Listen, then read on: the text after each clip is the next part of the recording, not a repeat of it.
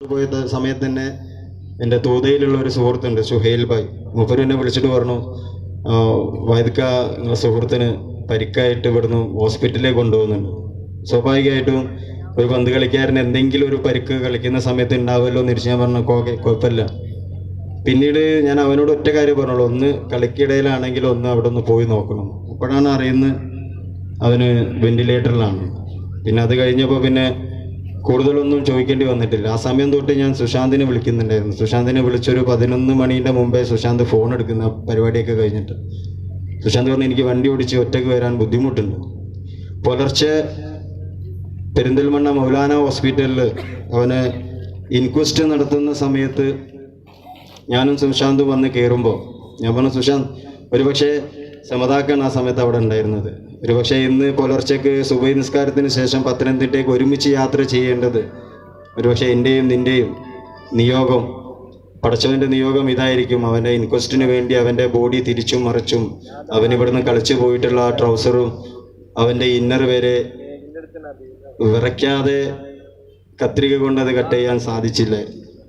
അത് ദൈവനിശ്ചയം, വേറൊന്നും അതിൽ പറയാനില്ല. പക്ഷേ ഇന്നലാണോ മിനിഞ്ഞാന്നാണോ എന്നറിയില്ല, എനിക്കിപ്പോൾ വാട്സപ്പിൽ അതിൻ്റെ ഒരു വോയിസ് ഒക്കെ കിട്ടി. ഒരു വാക്കവി ഒരു മതപ്രഭാഷണത്തിൽ ഇന്നലെ ധനരാജൻ്റെ കാര്യങ്ങൾ സംസാരിച്ചു എന്നുള്ളത്. എൻ്റെ ജീവിതത്തിൽ ഒരുപാട് സുഹൃത്തുക്കൾ നമുക്ക് ഓരോ ദിവസം പലപ്പോഴായിട്ട് ഫോൺ വിളിക്കാറുണ്ട്. അതിൽ ഇതര മതസ്ഥരും അല്ലാത്തവരും ഒക്കെ, ഈ ഫുട്ബോളായിട്ട് ബന്ധമുള്ളവരും അല്ലാത്തവരും ഒക്കെ വിളിക്കാറുണ്ട്. പക്ഷേ 5 നേരം നിസ്കരിക്കുകയും എല്ലാ സൽക്കർമ്മങ്ങൾ ചെയ്യുന്ന സാധാരണക്കാരായിട്ടുള്ള ആളുകൾ പോലും ഫോൺ ചെയ്യുന്ന സമയത്ത് ഒരു പക്ഷേ സലാം ചെല്ലാം മറന്നിട്ടുണ്ടാവും പലപ്പോഴായിട്ട്. പക്ഷെ ജീവിതത്തിൽ ഇന്ന് വരെ ധനയുടെ കോള് വന്ന സമയങ്ങളിലൊന്നും ധന ഈ ഒരു സമയം വരെ, അവൻ്റെ അവസാനത്തെ കോള് കഴിഞ്ഞ ആഴ്ച വരുന്നത് വരെ അസ്സലാമു അലൈക്കും എന്ന് പറയാതെ ഒരു ഫോൺ പോലത് ഇന്ന് വരെ എനിക്ക് വന്നിട്ടില്ല. അപ്പം അക്ഷരാർത്ഥത്തിൽ അവൻ നമ്മുടെയൊക്കെ മനസ്സിൽ ഏറ്റവും കൂടുതൽ മതസൗഹാർദ്ദത്തിന് ഏറ്റവും കൂടുതൽ വില കൽപ്പിച്ചിരുന്ന ഒരാളായിരുന്നു. കൽക്കത്തയിൽ തന്നെ അവൻ്റെ ഒരു റൂമിലേക്ക് ഒരാളെയും കയറ്റാൻ വേണ്ടി അവൻ അങ്ങോട്ട് കടത്തുന്നില്ല. നമ്മളാരെങ്കിലും റൂമിൽ പോകുമ്പോൾ ഞാനാണെങ്കിലും മാനുപ്പാണെങ്കിലും അതുപോലെ നമ്മുടെ നൗഷാദ് ബാബു ഒക്കെ അവിടെ ചെന്ന് താമസിക്കുന്ന സമയത്ത് നമുക്ക് നിസ്കരിക്കാനുള്ള റൂമാണ്, അവിടെ വേറൊരാളെയും അവൻ കയറ്റില്ല. അപ്പോൾ ഇതുപോലുള്ളൊരു മനുഷ്യൻ ജീവിതത്തിൽ നമ്മൾ അടുത്ത് നിന്ന് പോകുമ്പോൾ അതിന് പ്രത്യേകിച്ച് വലിയ വിശദീകരണത്തിൻ്റെ ആവശ്യമൊന്നുമില്ല. നഷ്ടങ്ങളൊന്നും വലിയ നഷ്ടങ്ങളാണ്. അത് ഞാനായാലും നിങ്ങളായാലും ധനയായാലും നഷ്ടങ്ങൾക്കൊക്കെ വലിയ നഷ്ടങ്ങളുണ്ട്. നൗഷാദ്, നമ്മൾ റെഫറി നിൽക്കുന്ന നൗഷാദ് പറഞ്ഞു, വൈദ് ഇത്രയും കാലത്തിനടുക്ക് ധന വിസിൽ കളിച്ചിട്ടുള്ള ഒരുപാട് ടൂർണമെൻറ്റ് വിസിൽ ചെയ്യാനുള്ള ഭാഗ്യം എനിക്ക് കിട്ടിയിട്ടുണ്ട്. പക്ഷേ ഇന്ന് വരെ ഇത്രയും ആഗ്രഹിച്ചിട്ട് അവർക്ക് ഒരു കാർഡ് കൊടുക്കാനുള്ള ഭാഗ്യം എനിക്ക് കിട്ടിയിട്ടില്ല എന്നുള്ളത്. അത് തന്നെയാണ് ധന എന്ന് പറയുന്ന ഒരു പ്രതിരോധ ഭടൻ.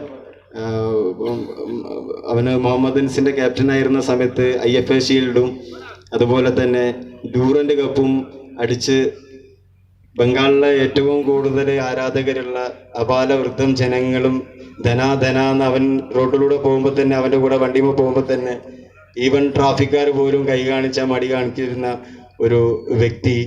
ആ സമയത്തും അവന് 4 മാസത്തെ മുഹമ്മദ് അൻസിൽ സാലറി പെൻഡിങ് ഉണ്ടായിരുന്നു. ഞാനൊരു തവണ അവനോട് ഞാൻ ചോദിച്ചിരുന്നു, ധന എനിക്ക് 1 മാസത്തെങ്കിലും ചോദിച്ചൂടെ? അവനോട് ഒരു തരുമ്പോൾ തരട്ടെ വായത്, അല്ലാതെ അപ്പം എന്ത് പറയാനാണ്.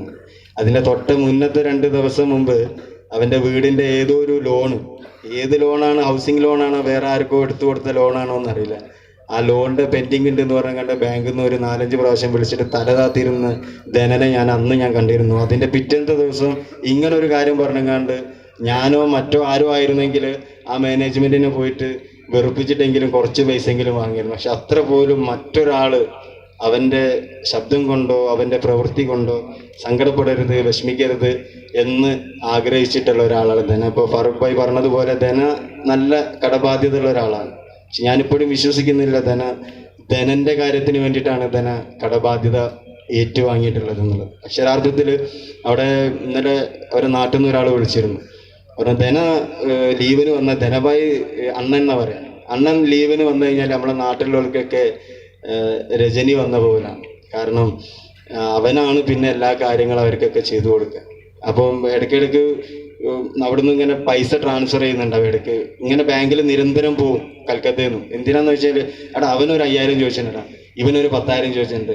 പടച്ച റബ്ബിനറിയാം നിനക്ക് എത്ര പേര് പൈസ കൊടുക്കാണ്ടെന്നുള്ളത്. അത് വലിയ നമുക്കാർക്കും അത് ഏറ്റുപറയാനുള്ള മടിയില്ലാത്ത ആരെങ്കിലും ഉണ്ടെങ്കിൽ ധനന്റെ ഒരു ശിവാനി എന്ന് പറയുന്ന ഒരു 3 വയസ്സുകാരിയായിട്ടുള്ള ഒരു മകളുണ്ട്. എപ്പം ഫോൺ ചെയ്ത് കഴിഞ്ഞാലും അവളെ സൗണ്ട് ഇങ്ങനെ കേൾക്കാം. ധനന്റെ ഒരു കംപ്ലൈൻറ്റാണ്, ഭയങ്കര തൊന്തരപാട് അവളോട്. കാരണം ആര് ഫോൺ ചെയ്താലും അപ്പൊ യാർ ഫോൺ പണിട്ട് ഫ്രണ്ട് താനെ, അത് തമിഴാണ്, അവിടെ ഒരു സ്ലാങ് അവരത് തമിഴാണ് ഉണ്ടാവുക.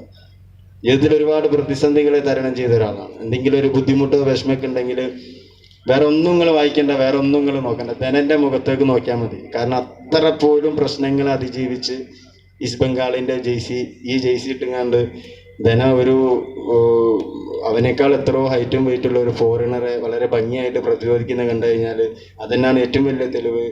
കയ്യും കാലൊന്നും വണ്ണം വേണ്ട, ഒരുപാട് ആകാര വടിവും വേണ്ട, ഒരു പ്രതിരോധ പഠനം ഏറ്റവും ഭംഗിയായിട്ട് മറ്റുള്ളവരെ ഹൃദയം കവർന്ന് പന്ത് കളിക്കാനെന്നുള്ളതിൻ്റെ ഏറ്റവും വലിയ തെളിവാണിത്.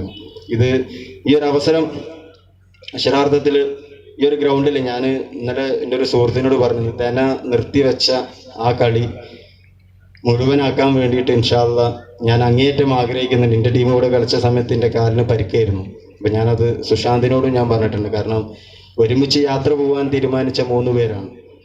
അവൻ നമ്മളാരും പോവാത്ത, നമ്മളാരും കണ്ടിട്ടില്ലാത്ത, നമുക്കാർക്കും ഈ സമയം നമ്മൾ വിചാരിച്ചാൽ പോലും എത്തിപ്പെടാൻ പറ്റാത്ത സ്ഥലത്തേക്ക് അവൻ പോയി. പക്ഷെ അവൻ്റെ ഒരു ടീം FC പെരിന്തൽമണ്ണ എന്ന് പറയുന്ന ഒരു ടീം അവൻ്റെ അതേ ജെയ്സിയിൽ അവനൊരു അന്ന് നമ്മൾ ഇൻക്വസ്റ്റിന് വേണ്ടി കട്ട് ചെയ്ത അതേ ജെയ്സിയിൽ ഇവിടെ കളിക്കാൻ ഇറങ്ങുമ്പോൾ ഇൻഷാ അല്ലാഹ് എൻ്റെ ഒരു ആഗ്രഹമാണ് ആ ജെയ്സി ഇട്ടിട്ട് സുശാന്തിനും എനിക്കും ഇവിടെ കളിക്കാനുള്ള ഒരവസരം ഉണ്ടാവണം. അന്ന് ഏതെങ്കിലും കാരണവശാൽ അള്ളാൻ്റെ അനുഗ്രഹം കൊണ്ട് സുശാന്തോ ഞാനോ ഗോളടിക്കാനുള്ള ഒരു അവസരം പടച്ച റബ്ബ് തന്നാൽ ആ ജയം, ആ ഗോള് അത് അവന് വേണ്ടി സ്വർഗത്തിലേക്ക് സമർപ്പിക്കണമെന്ന് മനസ്സുകൊണ്ട് ആഗ്രഹിക്കുകയാണ്. എല്ലാവരും നമ്മളെല്ലാവരെയും ഇതുപോലുള്ള പെട്ടെന്നുള്ള മരണങ്ങളിൽ നിന്ന് പടച്ചവൻ കാത്തു രക്ഷിക്കട്ടെ. എല്ലാവരും ഇപ്പം ഫാറൂഖ് ഭായി പറഞ്ഞതുപോലെ കുടുംബത്തിൻ്റെ എല്ലാ ചുമതലകളും ഏറ്റെടുത്തിട്ടുള്ള ഏട്ടൻ അനിയന്മാരുടെ എല്ലാവരുടെയും എല്ലാ പ്രയാസങ്ങളും ഒരുമിച്ച് ഏറ്റെടുത്തിട്ടുള്ള ഒരു വലിയൊരു ചെറുപ്പത്തിലെ കുടുംബനാഥനായ, ചെറുപ്പത്തിലെ പ്രാരാബ്ദം ഏറ്റുവാങ്ങിയ ഒരു സുഹൃത്താണ്. അയാൾക്ക് വേണ്ടിയിട്ട് എന്തൊക്കെ ചെയ്യാൻ പറ്റുമോ അതൊക്കെ ചെയ്യാൻ ഞാനടക്കമുള്ള ഇപ്പം നമ്മുടെ പയ്യൂബ്ക്കയും അതുപോലെ ഇപ്പം റഫീഖൊക്കെ ഉള്ള ഒരു ഫുട്ബോൾ ലവേഴ്സ് എന്ന് പറഞ്ഞൊരു ഗ്രൂപ്പ്, അവരൊക്കെ ഇതിന് തയ്യാറാണ്. അവിടെ ഷാഫിൽ പറമ്പിൽ എന്ന് പറഞ്ഞ MLA അതിനൊരു തയ്യാറാണ്. അവിടെ ഒരു പാലക്കാട് പുതിയ ടർഫിൽ വെച്ചിട്ട് വരുന്ന 19-ന് ധനൻ്റെ പേരിൽ ഒരു ടൂർണമെൻറ്റ് നടത്താനുള്ള പരിപാടിയുണ്ട് അവർക്ക്. ആ ഒരു ടൂർണമെൻറ്റിൽ നിന്ന് കിട്ടുന്ന എല്ലാ മുഴുവനായിട്ടുള്ള ലാഭവിഹിതം അവൻ്റെ കുടുംബത്തിന്, പ്രത്യേകിച്ച് അവൻ്റെ കുട്ടിയുടെ വിദ്യാഭ്യാസത്തിനും 18 വയസ്സ് കഴിഞ്ഞാൽ ആ കുട്ടീൻ്റെ കല്യാണ ആവശ്യത്തിന് വേണ്ടി ചെലവാക്കുന്ന രീതിയിൽ വളരെ എന്താണ് പറയുക, നിബന്ധനകളോടും അച്ചടക്കത്തോടും കൂടിയിട്ടുള്ള ഒരു കാര്യക്ഷമതയോടും കൂടിയിട്ടുള്ള പല കാര്യങ്ങളും ചെയ്യാൻ ആസൂത്രണം ചെയ്യുന്നുണ്ട്. നിങ്ങൾ ഓരോരുത്തരും അതിൻ്റെ ഭാഗമാവുക. അവന് വേണ്ടിയിട്ട് മനസ്സറിഞ്ഞ് നെറ്റിയിലെ ചന്ദനക്കുറിയോ നെറ്റിയിലെ നിസ്കാര തയമ്പോ നോക്കാതെ പടച്ച റബ്ബ് എൻ്റെയും നിങ്ങളെയും ഒക്കെ ഹൃദയത്തിലേക്കാണ് നോക്കുന്നതെങ്കിൽ ഞാൻ കണ്ടിട്ടുള്ള ഏറ്റവും സ്നേഹനിധിയായ മനുഷ്യൻ എൻ്റെ ധനയായിരുന്നു എന്ന് പറഞ്ഞുകൊണ്ട് എല്ലാവരോടും ഞാൻ നന്ദി പറഞ്ഞു നിർത്തുന്നു. നമസ്കാരം. അസ്സലാമു അലൈക്കും.